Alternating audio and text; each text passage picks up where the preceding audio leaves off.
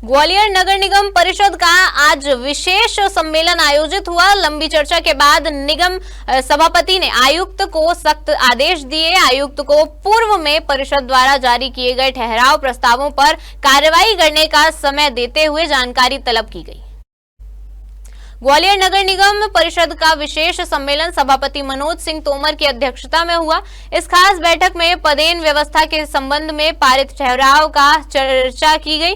वहीं इस दौरान सत्ता पक्ष कांग्रेस और विपक्षी भाजपा पार्षदों ने जमकर हंगामा किया।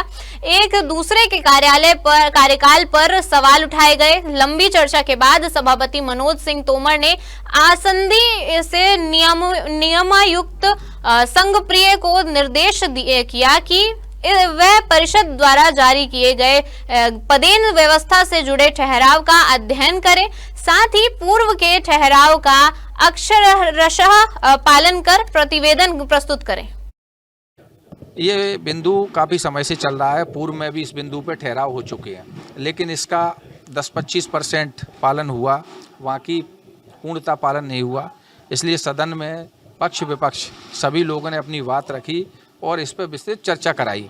चर्चा के बाद चूँकि सदन एक राय नहीं था और बार बार यही कहा जा रहा था कि भाई आयुक्त पालन करें, तो आयुक्त को समय दिया है कि इस जो पूर्व में जो ठहराव हुए हैं उसका पालन करके पालन प्रतिवेदन प्रस्तुत करें सदन में, जिससे इस पर निर्णय लिया जा सके।